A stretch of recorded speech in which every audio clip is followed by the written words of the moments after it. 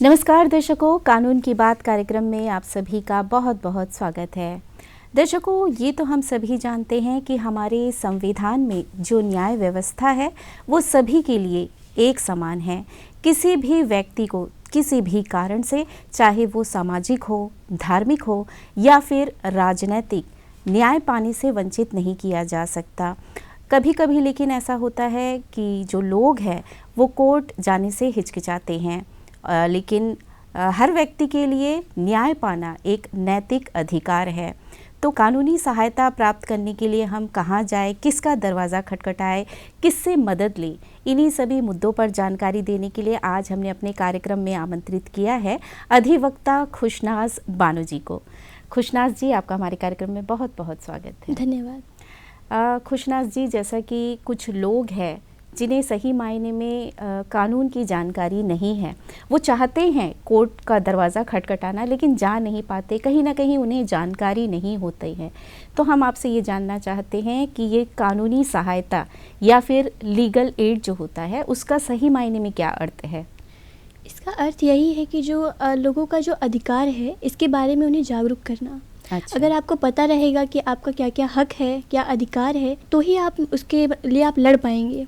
जैसे कि अभी आपके घर में ही आप देख लीजिए, आप बहुत सारे भाई बहन होंगे, एक ना एक दिन तो ये वक्त आएगा कि आपकी प्रॉपर्टी का म्यूटेट करेंगे या उसे पार्टीशन में लाएंगे, तो किसी किसी का हक मार लेते हैं, कोई भाई बहन ऐसे होते भी हैं। जी जी। तो उस चीज़ को ना मारा जाए, उन्हें अपना हक पता हो। तो कानूनी सहायता का यही अर्थ है कि आप अपना हक जानिए।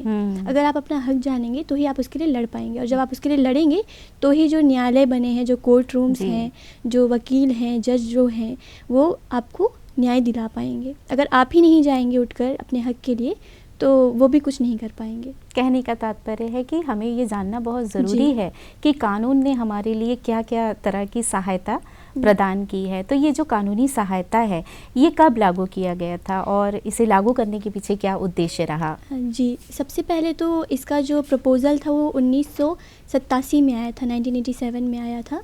उसके बाद इसमें बहुत सारे अमेंडमेंट्स किए गए। जैसे आप जानते हैं कि भारत एक डेमोक्रेटिक कंट्री है, लोकतांत्रिक देश है। इसमें कोई भी एक कानून बनता है तो सालों लग जाते हैं उसे लागू करने में। तो 1987 में बना हुआ जो कानून था वो 1995 9 नवंबर को लागू कर दिया गया। अच्छा। ये लीगल एड वाला जो कानूनी सहायता का है। जी, तो तब से ये लागू किया गया, तब से अभी तक ये चल रहा है। इसके तहत बहुत सारे अथॉरिटीज़ बैठे हुए हैं, मतलब लोगों को कानूनी सहायता प्रदान करने के लिए। तो ये 1995 से लागू हुआ है। तो इसे लागू करने के पीछे कोई उद्देश्य रहा? उद्देश्य यही है कि जो भारत में बहुत तरह के लोग हैं, गरीब हैं, अमीर हैं। तो जो गरीब लोग होते हैं वो कभी कभी हिचकिचाते कि अरे वहाँ जाएंगे तो बहुत पैसा लगेगा, ये वकील तो बहुत चार्ज करता है। लोग चाय की दुकान पर बैठे रहते हैं, इधर उधर से बातें सुनते हैं, उन्हें लगता है कि ये वकील तो बहुत पैसे लेते हैं, बहुत पैसे खाते हैं, जो एक झूठ बोलने के लिए इतने पैसे ले लेते हैं, जो कि सच बात नहीं है। जी। तो इसका पीछे यही उद्देश्य है कि जो गरीब लोग हैं वो पीछे ना रह जाएं, ये सोच के कि उनके पास पैसे नहीं है। तो इसका यही है कि हम जागरूक करें लोगों को कि इसमें पैसे नहीं लगते हैं, आप आइए, आपको सहायता देंगे। जी। तो इसके पीछे यही उद्देश्य रहा, इसे लागू किया गया ताकि सबको सबके अधिकार हम बता पाएं। जी। तो ये कानूनी सहायता लीगल एड जो है ये कितने प्रकार के होते हैं, कितने टाइप्स ऑफ लीगल एड है?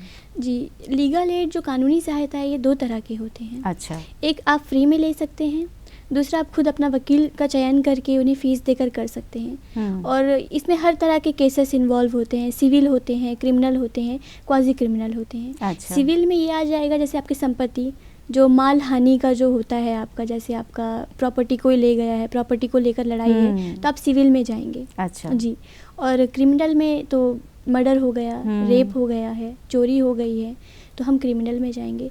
क्वाजी क्रिमिनल में बहुत लोग सोचते हैं कि ये क्वाजी क्रिमिनल क्या है। क्वाजी क्रिमिनल हाफ क्रिमिनल होता है। अच्छा। जैसे वो क्रिमिनल नहीं है, उसका जो भी आपको दिखेगा वो क्रिमिनल नहीं है, लेकिन वो जो CRPC है, क्रिमिनल प्रोसीजर कोड, उसके तहत उसको गवर्न करते हैं। अच्छा। जैसे कि 125 आप ले लीजिए, सेक्शन 125 ये मेंटेनेंस के लिए है। तो जैसे किसी माँ बाप को उसका बेटा नहीं देख रहा है, अच्छा। किसी बीवी को उसके आदमी नहीं देख रहा है, बच्चों को उसके पापा नहीं देख रहे हैं, तो उन लोग जा सकते हैं, इसे क्वाजी क्रिमिनल कहते हैं।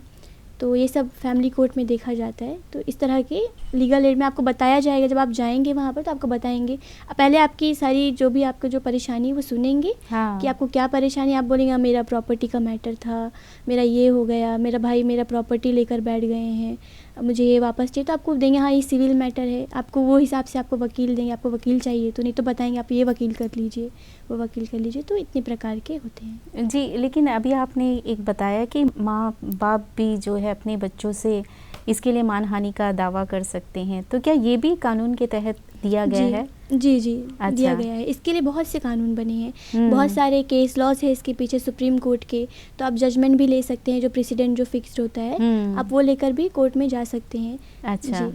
और बहुत लोग सोचते हैं कि सिर्फ उसके लिए कोई एक बिल्डिंग होगा वहाँ जाना है हमें, ऐसा नहीं है, आप डायरेक्ट कोर्ट के अंदर भी जाएंगे। हाँ। कोई भी वकील से आप मिले वो आपको बता देंगे, आप डायरेक्ट कभी कभी ऐसे केसेस हो जाते हैं कि आप डायरेक्ट मजिस्ट्रेट को भी जाकर कह सकते कि एक लेटर लिखकर आप उन्हें दे दीजिए, वो फिर आपकी सुनवाई करेंगे। तो ये भी एक तरह की कानूनी सहायता आ जाती है आपकी। ये तो अभी आपने बताया कानूनी सहायता के बारे में। अब खुशनाज जी, हम जानना चाहेंगे मुफ्त कानूनी सहायता या फ्री लीगल एड जिसे हम कहते हैं, उससे हम क्या समझे? फ्री लीगल एड ये है कि इसमें आपको पैसे देने की ज़रूरत नहीं पड़ेगी। अगर आपको सलाह चाहिए तो आप अंडमान में जो प्रयास भवन है आप वहाँ चले जाइए, वहाँ पर आपको सलाह दी जाएगी। पहले आप अपनी तकलीफ़ बताएं कि आपको किस चीज़ से तकलीफ़ है, आपको क्या चीज़ आपको बहुत परेशान कर रही है। आप उसमें जाएंगे तो आपको उन लोग बताएंगे वो कौन से टाइप में आते हैं, जैसे मैंने बताया सिविल क्रिमिनल, क्वाजी क्रिमिनल, तो उन लोग आपको सलाह देंगे, आपकी सहायता भी करेंगे। तो ये फ्री में आपको करके देंगे। आप अगर कहेंगे, आपको एक फॉर्म फिल करना होगा, आपको सर्टिफिकेट्स दिखाने पड़ेंगे कि आपको अपना राशन कार्ड दिखाएंगे, आप APL हैं, BPL हैं, अगर गरीब अपना है इनकम तो राशन कार्ड, जी इनकम सर्टिफिकेट आप दिखा सकते हैं जो बनता है, तो उससे आप पता चल जाए कि हाँ ये अफोर्ड नहीं कर सकते हैं वकील, तो आपको सरकार देगी, आपको वकील एक दे देंगे आपकी पसंद के। आप वकील बदल भी सकते हैं, अगर आपको ये वकील अच्छा काम नहीं कर रहा है तो आप फिर जाएं, आप फिर कह सकते हैं कि ये वकील मुझे बदल कर दीजिए, तो आपको बदल कर दे देंगे। तो इसके लिए कौन कौन पात्र हो सकते हैं? इसके लिए एक आम जनता के लिए तो ऐसी कोई पात्रता दी नहीं गई है, कोई भी जा सकता है, सबके लिए मदद होगी। जो वकील होते हैं, वकील एक्सपीरियंस के हिसाब से DLSA में चुने जाते हैं। अच्छा। कि ये इतने साल के प्रैक्टिस हो गए हैं, तो उनका चयन उस हिसाब से होता है कि कितने साल प्रैक्टिस करे हैं, तो उस हिसाब से एक एक एरिया वाइज दे देंगे कि ये सिविल के लिए इतने, क्रिमिनल के लिए इतने और क्वाजी क्रिमिनल के लिए इतने, ऐसे देते हैं। तो आपने जैसे कि बताया पात्रता में गरीब भी हो सकते हैं, असहाय भी हो सकते हैं, और क्या यहाँ हैंडीकैप भी हो सकते हैं, जो विकलांग लोग होते हैं? जी जी, भारत के निवासी हों चाहे जैसे हों, बस आ जाएं, अमीर हो, गरीब हो, विकलांग हो, सही हो, आप आएँ, आपको मुफ्त में कानूनी सहायता दी जाएगी। जी जी, जी जी। तो उन्हें आकर अपनी जो भी परेशानी है वो रखना होगा, उसके बाद उन्हें सलाह दी जाएगी कि उन्हें आगे का क्या जो प्रोसीजर है वो कहाँ जाना है, किन से मिलना है और कैसे तय करना है। तो कानूनी सहायता का सबसे ज़्यादा महत्व हम किसे मानेंगे? कानूनी सहायता का सबसे ज़्यादा महत्व हम ये मानेंगे, जैसे जगह जगह पे लीगल कैंप्स होते हैं। अच्छा। लीगल लोक अदालत होते हैं, लोक अदालत का तो न्यूज़पेपर में भी आता रहता है, मगर लीगल कैंप्स के उतने नहीं आते हैं। अच्छा। कॉलेज, स्कूल, इन सारे जगहों पर लेक्चर्स दिए जाते हैं। तो ये तरह इसका बहुत सारा महत्व है। जब हम लीगल कैंप्स में, मैं खुद गई हूँ, लोक अदालत में भी मैंने खुद अटेंड किया है। अच्छा। तो वहाँ पर लोग आते हैं, किसी किसी का तो एकदम नया ही केस रहता है, वो आते हैं कि बताते हैं देखिए मेरी ये प्रॉब्लम है, मैं ये करना चाहती हूँ, वो करना चाहती हूँ। बहुत लोगों का लोन का भी मैटर होता है कि उनका इंटरेस्ट रेट ज़्यादा हो जाता है, तो उसमें हम नेगोशिएट करते हैं। अच्छा। कि देखिए इतना आप दे दीजिए इतने महीने के अंदर। जैसे आपका 3 लाख का लोन है, आप 3 लाख दे दीजिए, आप महीना बताइए आप कितने महीने में देंगे। अच्छा। नॉर्मल आप बैंक जाएंगे तो उन लोग अपना टाइम बताएंगे, लेकिन जब लोक अदालत में आते हैं तो हम जो मेंबर्स होते हैं वो डिसाइड करते हैं कि आप इतने वक्त में दे दीजिए। तो इसमें लोगों से ही पूछा जाता है कि जो लोन लिए हैं उनसे ही पूछा जाएगा कि आप बताएं आप कितने वक्त में दे दें, और कम इंटरेस्ट रेट में दे देते हैं। तो बहुत लोग आते हैं, लोक अदालत में बहुत भीड़ होती है। ये हमारे कोर्ट रूम में ही होता है, डिस्ट्रिक्ट एंड सेशंस कोर्ट। तो लोक अदालत का जो भी फैसला निर्धारित किया जाता है वो कानून के रूल के हिसाब से उसे मानना मानना जाता है। जैसे नॉर्मल केसेस में जजमेंट्स होते हैं, ऑर्डर बनकर आते हैं, उसी का वैल्यू होता है, वैसे ही लोक अदालत में भी जितने भी मेंबर होते हैं, चेयरमैन होते हैं, सबके सिग्नेचर लिए जाते हैं उस ऑर्डर पर। वो ऑर्डर आप दिखाएंगे तो वो आपका फाइनल ऑर्डर होता है जी। तो वो आप उसमें जाकर आराम से वो ऑर्डर इस्तेमाल कर कर आपको जो भी परेशानी थी वो दूर कर सकते हैं। जी जी। तो मुझे लगता है काफ़ी हद तक जो है लोगों की समस्या इसमें दूर हो जाती होगी, क्योंकि उन्हें लंबा समय मिल जाता है। अगर किसी ने लोन लिया है तो लोन मानने के लिए उसे लंबा समय मिल जाता है, या जो भी परेशानियां से वो जूझ रहे हैं वो उनका जो है उसमें सुलह हो जाती है। कानूनी सहायता पाने के बाद लोग चैन की नींद सो सकते हैं, ऐसा कहा जा सकता है। क्योंकि लोक अदालत में मैं खुद गई हूँ, लोग खुश होकर जाते हैं कि मैं इतना सोच कर आया था मगर इतने में आपने काम करा दिया, इतना सोच कर आया था इतने में आपने सेटल करवा दिया। तो लोग खुशी खुशी दे देते हैं वो पेमेंट। अभी आप नॉर्मल बैंक में जाएंगे, लोन लिए हैं तो आप 5 लाख देने में भी कतराएंगे, लेकिन वही अगर आप लोक अदालत में आते हैं, आपको इस तरह से समझाएंगे, बैठाकर दोनों पार्टी को सुनेंगे। ऐसा नहीं है कि हम सिर्फ जनता को सुनेंगे, बैंक को छोड़ देंगे, बैंक की बात भी सुनेंगे, जनता की भी सुनेंगे। तो उसके बाद में जनता के हिसाब से उन्हें टाइम दिया जाएगा तो वो खुश होकर जाते कि चलिए मुझे इतनी मोहलत मिल गई, काफ़ी है, मैं इतनी मोहलत में दे दूंगा। तो कानूनी सहायता जो लोक अदालत हम करते हैं जी, क्योंकि अब तक तो हमने यही सुना है कि जब हम कोर्ट कचहरी के चक्कर काटते हैं तो आधा जीवन हमारा उसी में ही निकल जाता है। लोग ऐसा मानते हैं, लेकिन दरअसल हमें सही जानकारी ना हो पाने के कारण ये काफ़ी अच्छा उद्देश्य रहेगा कि कानूनी सहायता के बारे में अगर सभी लोग जागरूक हो तो इसका सही फ़ायदा उठाया जा सकता है। जी, ये बात अभी मैं भी कहने वाली थी कि लोग हिचकिचाते हैं इसलिए कि बहुत वक्त लग जाता है, ये लग जाता है। ऐसा नहीं है, हमें पता ही नहीं होता है कि हमारा अधिकार क्या है। जी, अभी भी बहुत लोगों को नहीं पता। जैसे मैंने बताया 1995 में आया है लीगल एड। अच्छा। उससे पहले लोगों को नहीं पता रहता था और उससे पहले बहुत सारे केसेस पेंडिंग है। अभी भी हमारे इंडिया में 5 लाख से ज़्यादा केस पेंडिंग है। अच्छा। सिविल है, क्रिमिनल है, क्वाजी क्रिमिनल है, सब पेंडिंग है, 5 लाख से ज़्यादा। तो वो इसलिए है क्योंकि लोग जागरूक नहीं हैं, उन्हें पता नहीं है कि कैसे इस्तेमाल करना है, कहाँ जाना है, क्या करना है। अगर वही चीज़ हम नेगोशिएट कर लें कि दोनों पार्टी आपस में बैठ जाए, नेगोशिएट कर ले, तो वो सॉल्व हो सकता है। 5 लाख से थोड़ा कम हो जाएगा रेशियो। तो लोग जागरूक नहीं हैं, इसलिए कर नहीं पा रहे हैं। तो मैंने अभी रिसेंटली एक मीडिएशन में मैं एक फैमिली मैटर रेफ़र हुआ था। अच्छा। तो मीडिएशन भी ये कानूनी सहायता ही होती है। इसमें दोनों पार्टीज़ को बैठाते हैं, बात करते हैं, औरत और आदमी बैठाकर मतलब बात करते हैं कि देखिए इतने में आप सेटल कर लीजिए, कोर्ट में केस जाएगा तो बहुत लंबा तनाव होगी। कोर्ट तरह का म्यूचुअल उनका क्योंकि कोर्ट एक प्रोसीजर से ही चलेगा। कोर्ट का अपना एक प्रोसेस है, एक दिन में आप जाओगे दूसरे दिन फिनिश नहीं होगा। वही वो कोर्ट है, अपने प्रोसीजर से चलेगा, उसके लिए प्रोसीजर्स बने हुए हैं। तो आप अपने प्रोसीजर के हिसाब से वो चलता है। तो वो प्रोसीजर आप ऐसे मत कहिए कि वो तान रहा है, आप दूसरा वे ले लीजिए, आप दूसरे रास्ते चले जाइए। तो ऐसा कर सकते हैं, एक छोटा सा बात होता है। तो दोनों की जो है रजामंदी से हम इस मैटर को जल्दी से जल्दी सुलझा सकते हैं। और लोग इसमें क्या होता है कि दोनों पार्टी को बहुत अच्छे से सुनते हैं। जी, और ये सबसे बड़ी बात है। लेकिन जब आप कोर्ट में आते हैं वहाँ पर क्या है कि दिन में बहुत केसेस होते हैं। जी, बहुत सारे केसेस होते हैं, जज को बहुत सारे केसेस सुनना पड़ता है। इसलिए वो क्या करते हैं कि बस जल्दी एक डेट फिक्स करते हैं हियरिंग के लिए, नेक्स्ट डेट फिक्स करते हैं दूसरे पिटिशंस के हियरिंग के लिए। तो उसमें केस तनते रहते हैं, इसलिए वक्त लगता है। जी, वो क्योंकि वो उसका प्रोसीजर है। लेकिन अगर आप इसमें आ रहे हैं, मीडिएशन हो गया, दोनों को सेटल कर दिया, अगर उन्हें तलाक चाहिए तो ठीक है, आप दोनों अपनी मर्जी से ले रहे हैं तो जाइए म्यूचुअल कर दीजिए। और म्यूचुअल डिवोर्स में तो आप आराम से 1 महीने के अंदर आपका म्यूचुअल डिवोर्स हो जाएगा, आपको ऑर्डर भी मिल जाएगा। तो इससे टाइम की भी बचत, मामला निपट जाता है, जल्दी निपट जाता है, कहने का तात्पर्य है। अब हमें बताइए कि कोर्ट में कितने प्रकार के केस आते हैं? कोर्ट में सिविल आते हैं, क्रिमिनल आते हैं और क्वाजी क्रिमिनल आते हैं। जैसे कि मैंने पहले बताया, क्वाजी क्रिमिनल फैमिली मैटर में आता है, डिवोर्स केस आते हैं। तो कंज्यूमर केसेस आते हैं। सबसे बड़ी बात है कि कंज्यूमर को जो हम छोड़ देते हैं, जैसे हम कुछ सामान ले रहे हैं, डिफेक्ट मिल गया हमें, तो बहुत लोग छोड़ देते हैं। हमें कुछ हो भी जाता है तो जाते हैं ट्रीटमेंट करवा के चुप से बैठ जाते हैं। ऐसा नहीं करना है, हमें कंज्यूमर कोर्ट भी बना है। अच्छा जी, वो एकदम फ्री होता है, वहाँ पे बिल्कुल पैसे नहीं लगते हैं।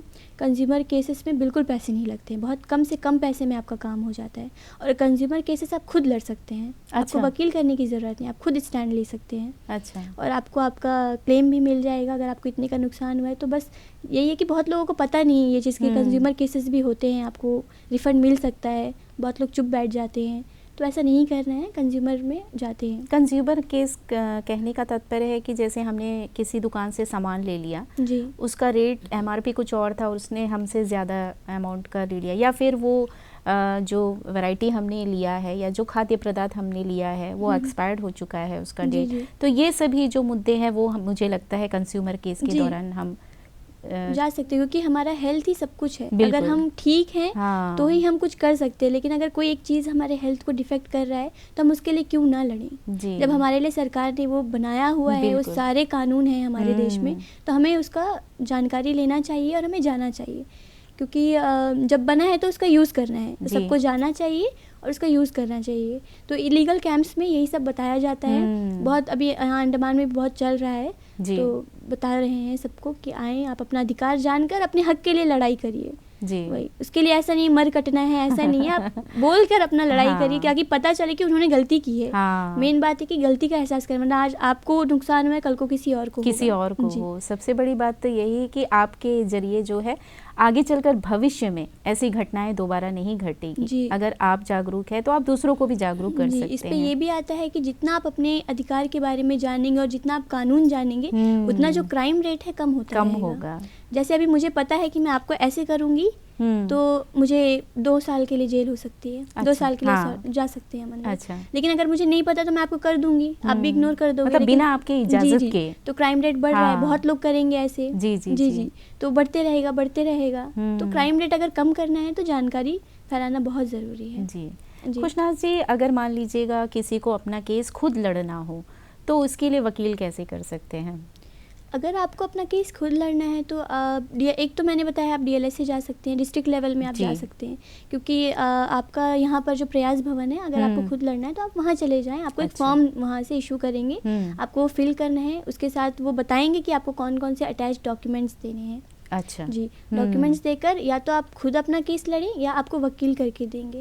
और जब आपको वकील होगा तो आपको अपने वकील को सब सच बताना है। अच्छा। ऐसा नहीं कि आप कुछ छुपा कर बैठ जाएं। हाँ। वकील कोर्ट में जाए, दूसरा वकील जो दूसरे पार्टी के हैं, क्या पता वो फ्री वकील ना लेकर आए हों, तो वो दूसरा कुछ ले आए तो आपका केस कमज़ोर हो जाएगा। तो अपने वकील को सब सच बता देना है, जो भी आपको सरकार से मिले। ऐसा नहीं कि सरकार ने उन्हें दिया है तो सरकार ही बता कर भेजेंगे, ऐसा नहीं, आपको खुद बताना है आपकी तकलीफ क्या है। तो इस मैटर में क्या ज़्यादा बेहतर रहता है, अपना खुद से केस लड़ना या फिर वकील करके केस लड़ना? मेरे ख्याल से वकील कर लेना बहुत बेहतर होता है। अच्छा। क्योंकि वकीलों को कोर्ट लैंग्वेज पता होती है, और दूसरी बात उन्हें जज का एक्सप्रेशन भी पता चल जाता है कि अब जज क्या करने वाले हैं। अच्छा। और नॉर्मल में क्या है कि जैसे भी बहुत लोग जाकर खड़े होते हैं खुद के लिए, तो जज कभी कभी थोड़े गुस्से वाले भी होते हैं, कोई मतलब अगर, क्योंकि जज का बहुत बड़ा ओहदा होता है, हमें सर झुकाना होता है उनके सामने, एक लैंग्वेज होता है, इसीलिए हम उन्हें योर ऑनर कहते हैं, माय लॉर्डशिप कहते हैं। तो उनका ओहदा बहुत बड़ा होता है, तो जब हम थोड़ी अजीब लैंग्वेज में बात कर लें तो थोड़े गुस्से हो जाते हैं, तो बहुत लोग डर जाते हैं, फिर दोबारा आते ही नहीं है दूसरी डेट पर। कभी कभी जो है वो जो कहना चाहते हैं वो नहीं कह पाते, कह भी नहीं, क्योंकि डर जाते हैं। जब वो कहते हैं, क्योंकि मुझे भी डांट मिलता है, मैं भी जूनियर हूँ, मुझे भी डांट मिलता है, तो मैं डरती नहीं हूँ कि मुझे पता है ठीक है ये आज वो नेक्स्ट डेट में मैं कवर अप कर लूँ। यही तो एक्सपीरियंस इसी को कहा जाता है। अपनी अपनी फील्ड में जो है सभी को अपना एक्सपीरियंस होता है। जब मैं पढ़कर आई हूँ, मैं डर जाती हूँ, तो वो तो पढ़कर नहीं है आदमी, तो फिर ज़्यादा ही डर। तो बेहतर यही रहता है कि हम अपना वकील करें और जो भी सच्चाई हो, जो भी मुद्दा हो, अच्छी तरह से अपने वकील को बता दे, ताकि वो जज के सामने उस मामले को या उस मैटर को सही तरह से रख पाए, तभी हमें सही न्याय और जल्दी न्याय मिलेगा। तो जैसे कि आपने DLSA के बारे में बताया था, इसकी क्या क्या शक्तियाँ हैं? DLSA की शक्तियाँ ये हैं कि ये आपको आपके जो कानूनी अधिकार है ये बताते हैं। सबसे पहले जब आप वहाँ जाएंगे तो आपको वो बताएंगे, वहाँ पे अपॉइंट करते हैं, चेयरमैन होते हैं, जैसे अभी अंडमान में है, सारी जगह पर। अच्छा। जो DLSA होते हैं डिस्ट्रिक्ट जज होते हैं। हमारे यहाँ पर जो है अनुपम मुखर्जी सर हैं, DJ साहब हैं, वो हैं, और उसके बाद में मेंबर्स होते हैं बहुत सारे, तो वो मदद के लिए वहाँ होते हैं। जैसे अभी आपको कोई भी परेशानी हुई तो उनका सिग्नेचर लगेगा कि ये फॉर्म फिल करके दिए, वो साइन कर देंगे, आप कर सकते हो। तो वो इनकी शक्तियाँ ये है कि आपको आपके अधिकार के बारे में बताएंगे। दूसरे लीगल कैंप्स करते हैं वो जगह जगह पर कि हमें यहाँ जाना है, वहाँ जाना है। ज़्यादातर हम टारगेट करते हैं गांव टाइप एरिया को, जैसे जो हम वहाँ के लोगों को ज़्यादा नहीं पता, शहर में रहने वाले लोग वो जानते हैं, ज़्यादा पढ़े लिखे नहीं होते हैं। वही, तो वहाँ के लोगों पर हम ज़्यादा टारगेट करते हैं, उन लोगों को ज़्यादा, क्योंकि उन्हीं का राइट ज़्यादा वायलेट होता है। अच्छा। जी, बाकी लोग तो लड़ भी लेते हैं, लेकिन वो लड़ नहीं पाते हैं। तो वहाँ पर जाते हैं, लीगल कैंप्स होते हैं, वहाँ पर लेक्चर्स दिए जाते हैं, बताए जाते हैं कि देखिए आपका ये कानूनी अधिकार है, आप इसका उपयोग करिए। और लोक अदालत तो होता ही है, लोक अदालत में जाते नहीं है जगह जगह, पर वहाँ पर लोग आते हैं। अच्छा। एक नोटिस दिया जाता है कि देखिए इस डेट पर आपका मतलब केस सुनवाई होगी, आप आ जाइए। तो आते हैं बहुत, लोक अदालत में बहुत भीड़ होती है, बहुत लोग आते हैं। अच्छा, तो ये हर तरह के मैटर्स डील करते हैं। अच्छा, तो ये तो आपने शक्तियों के बारे में बताया, कि इसके कोष का क्या उपयोग होता है? इसके कोष का ये उपयोग होता है कि जैसे अगर आपको मिल गया है तो ये आप कहीं भी दिखा सकते हैं, इसका वैल्यू होता है। अच्छा जी, ये बहुत वैल्यूएबल होता है कि ऐसा नहीं कि जो मैं केस लड़ूंगा तो ही उसका ऑर्डर मिलेगा, वही वैल्यू वाला होगा। अच्छा। ऐसा नहीं, इसका भी वैल्यू होता है। अच्छा जी, आप जो भी ऑर्डर निकाल रहे हैं, आप जो भी इसका जजमेंट आपका आ रहा है, ये बहुत आप दिखा कर कहीं भी कर सकते हैं। अभी जैसे कुछ क्रिमिनल केस हो गया, पुलिस आ रहे हैं आपको पकड़ने के लिए, बहुत लोगों को पता नहीं रहता, पुलिस पकड़ कर ले जाती है उन्हें।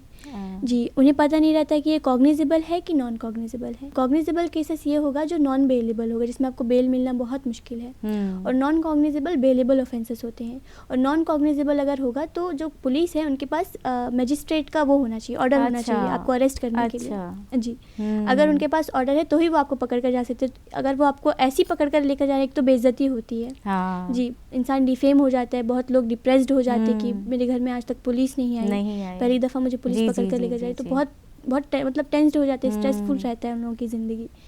तो अगर उन्हें पता होगा कि ये मैंने ऐसा क्या कर दिया है, तो ये मुझे ऐसे पकड़ कर लेकर जाए, अगर पता होगा तो आप पूछ सकते हैं कि दिखाइए मुझे, ऑर्डर दिखाइए कहाँ है। अच्छा, उनको भी ऑर्डर जारी करना होता है अगर आप किसी को अरेस्ट करने चाहते हो? अच्छा। जी, पुलिस को ऑर्डर लाना होता है, लेकिन जैसे बड़े बड़े ऑफेंस हो गए, रेप केसेस हो गए, मर्डर केसेस हो गए, उसमें ज़रूरत नहीं है। अच्छा, उसमें आपको पुलिस कहीं से भी पकड़ कर लेकर चली जाएगी। उसमें आप अगर आप पूछोगे तो पुलिस आपको झापड़ भी लगा देगा, लाठीचार्ज भी हो सकती है, उसमें पूछने की ज़रूरत नहीं। आपको पता है कि आपने वो किया है, गलत किया है।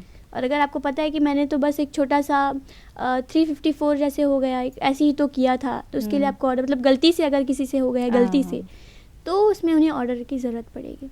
ये तो अगर आप गुनाहगार नहीं हैं तो आपको ऑर्डर दिखाना, मतलब आप पूछ सकते हो उस समय कि आप पहले मैंने क्या किया है। जी, मैंने क्या किया है, आप पूछिए, सवाल करिए कि मैंने क्या किया है। वो तो हर लोग करते हैं, जो अक्यूज्ड होते हैं वो भी करते हैं कि मैंने क्या किया, पहले तो मानते नहीं है गलती, वही जी, इसीलिए मतलब पूछना चाहिए। तो डीएलएसए में क्या कोई अध्यक्ष भी होता है? जी, चेयरमैन होते हैं। यहाँ के जो डीएलएसए के जो डिस्ट्रिक्ट और सेशंस जज होते हैं, वो चेयरमैन होते हैं, बाकी मेंबर्स होते हैं उसके। अच्छा। जी, मेंबर्स कोई भी हो सकता है, वकील हो सकते हैं, कोर्ट स्टाफ हो सकते हैं, डिस्ट्रिक्ट जज के सेक्रेटरी हो सकते हैं। जी, इतने ही, मतलब वो हिसाब से मेंबर्स चुनते हैं, लेकिन चेयरमैन जो होते हैं वो डिस्ट्रिक्ट एंड सेशंस जज होते हैं। जी, मेंबर्स किसी को भी आप अपॉइंट कर सकते हैं, पर जो चेयरमैन है वो डिस्ट्रिक्ट जज होने चाहिए। तो ये जो डीएलएसए ये जो लागू किया गया था, इसके पीछे भी वही उद्देश्य रहा जो कानूनी सहायता के लिए किया गया था? जी, डीएलएसए इसीलिए स्थापित किया गया है ताकि लोगों को इधर उधर भटकना ना पड़े, उन्हें पता रहे कि हाँ, मुझे इस जगह पर जाना है, इस जगह जाएंगे तभी हमें आगे की प्रोसीजर पता चलेगी। तो उन्होंने हर एक डिस्ट्रिक्ट में है, हर एक डिस्ट्रिक्ट में, मायाबंदर में भी है, यहाँ अंडमान में तो प्रयास भवन है, कोर्ट के एकदम सामने में ही है, वहाँ पर आप चले जाएंगे तो आपको कानूनी सहायता दीजिएगा। हर एक डिस्ट्रिक्ट में डीएलएसए है। जी, ये जो आपने जैसे कि बताया था कि मानहानि का जो दावा होता है या फिर कोर्ट संपत्ति का जो दावा होता है, तो इसके लिए हमें अगर सलाह लेना हो तो सबसे पहले हमारे दिमाग में क्या आए, कहाँ हम जाकर इसके कानूनी सलाह कहाँ जाकर ले सकते हैं? कानूनी सलाह एक तो आप प्रयास भवन जाकर ले सकते हैं, दूसरा आजकल हर किसी के पास मोबाइल फ़ोन है, इसके लिए ईमेल आईडीज़ भी दिए गए हैं। एक ईमेल आईडी मैंने देखा था, ANDLSA 2013 @gmail.com, एक ये है, और दूसरा SECY2016 @gmail.com। ये 2 ईमेल आईडी दिया गया है। आप इसमें जाकर आपको जो भी परेशानियाँ, जैसे आप नहीं जा सकते हैं, फ़ोन है आपके हाथ में, आप फटाक से इसमें ईमेल भेज दीजिए, तुरंत जवाब मिलेगा आपको। जी, तो ये ईमेल बनाया गया यहाँ अंडमान का, तो ये है, बाकी जो नेशनल लेवल में जो होता है उसके लिए भी बनाया गया है, वो ऑल इंडिया लेवल का होता है वो। और नहीं तो फिर आप अगर नज़दीक के हैं तो आप प्रयास आ जाइए, वहाँ पर बैठे रहते हैं वो लोग, बैठे रहते हैं, तो आप उनसे जाकर डायरेक्ट पूछ सकते हैं। कोर्ट में भी इसके लिए एक अलग सा कोई रूम निर्धारित किया गया है? कोर्ट में आप कोर्ट में भी आप जा सकते हैं। कोर्ट में भी स्टाफ्स रहते हैं, वो आपको हेल्प करेंगे, आपको बताएंगे, जैसे आप जाकर वकील भी पकड़ सकते हैं कोर्ट जाकर कि देखिए ऐसे, लेकिन वहाँ पर क्या है कि आप वकील फ़ीस तो आपको देना पड़ेगा, क्योंकि वो उनका प्रोफेशन है। तो अगर आपको फ्री में चाहिए तो आप डीएलएसए जाइए, तो वहाँ से आपको अपॉइंट कर देंगे। और क्योंकि वकील हैं वो अपना फ़ीस लेंगे, फ्री में तो करेंगे नहीं। जी, तो आप अगर दे सकते हैं तो आप वकील पकड़ लीजिए। तो यहाँ हमारे द्वीप समूह में ज़्यादातर किस तरह के मैटर्स आते हैं कोर्ट में? सिविल मैटर्स ज़्यादा आते हैं और फैमिली मैटर्स। अच्छा। अंडमान की पॉपुलेशन थोड़ी कम है, इसलिए क्रिमिनल उतने नहीं आ रहे हैं, लेकिन पॉक्सो मैटर्स बहुत आ रहे हैं आजकल। अच्छा जी, पॉक्सो मैटर्स बहुत आ रहे हैं। पॉक्सो भी क्रिमिनल मैटर में ही गवर्न होगा, तो वो मैटर ज़्यादा आ रहा है आजकल। तो बच्चों के साथ ज़्यादा ज़्यादती का हो रहा है आजकल यहाँ अंडमान में। बाकी क्रिमिनल मैटर्स उतने नहीं आते हैं जी।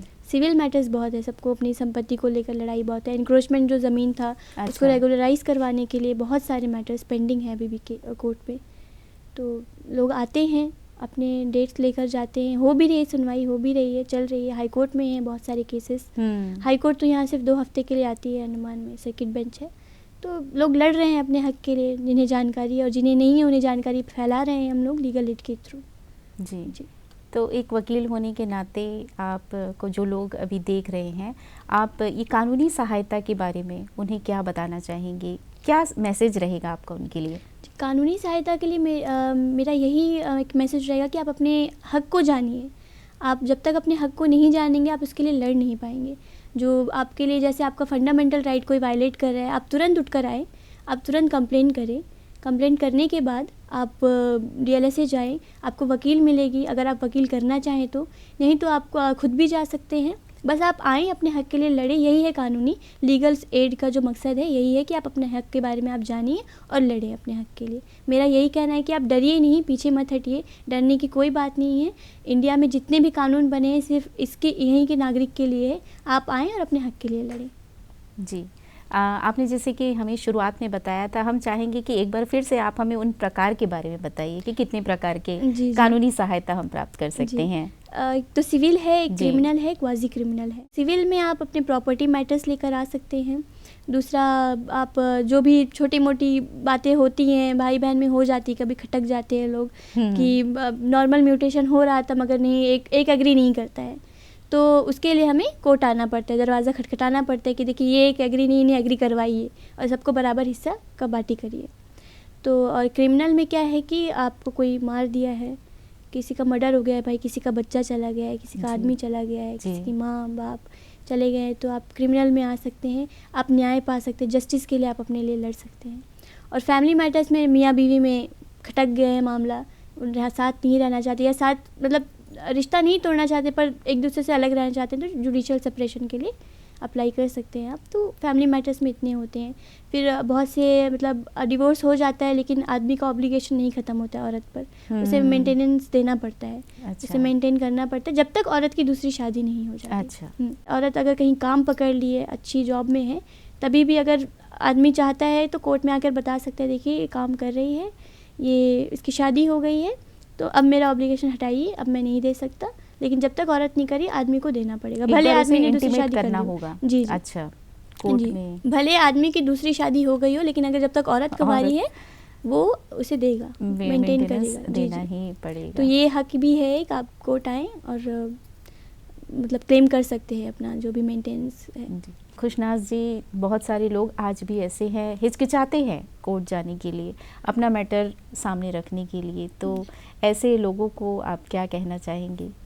मैं यही कहना चाहूँगी कि आप हिचकिचाएं नहीं, आप कानून बना है आपके लिए ही, अगर आप ही उसका यूज़ नहीं करेंगे तो कानून का, कोर्ट अथॉरिटीज़ का कोई मतलब ही नहीं बचता है, कोई अर्थ ही नहीं निकलता है कि ये लोग क्यों हैं। फिर अगर आप ही आएंगे नहीं तो वो सिर्फ ऐसे बैठने के लिए तो नहीं बनाए गए हैं। कानून भी सिर्फ इसलिए ही नहीं बनाया गया है कि बस बनाकर छोड़ दिया गया हो, उसे यूज़ करने के लिए बनाया गया, क्योंकि भारत ने बहुत कुछ सहा है, भारत के नागरिकों ने पिछले साल में बहुत कुछ सहा है, इसलिए उस सबको देखकर कानून बनाया गया है। हमारा संविधान है और प्रोसीजर को लेकर बहुत सारे एक्ट्स हैं। तो आप आएँ और जानकारी हम फैला रहे हैं, बहुत लोग नहीं जानते तो उन्हें दे रहे हैं, आप जानें और आकर लड़ें अपने हक के लिए, इतना ही कहना है। तो खुशनुमा बानू जी, आपने आज इस कार्यक्रम के लिए समय दिया और मुझे लगता है कि आज के इस कार्यक्रम से हमारे जो दर्शक हैं वो अवश्य ही लाभान्वित हुए होंगे। तो समय देने के लिए आपका बहुत बहुत धन्यवाद। जी। तो दर्शकों, जो कानून बनाए गए हैं हमारे संविधान में वो हमारे जनहित के लिए है, कानून सभी के लिए एक समान है। तो अब दीजिएगा हमें इजाज़त, फिर हम हाजिर होंगे अगले अंक में एक नए विषय के साथ। तब तक के लिए नमस्कार।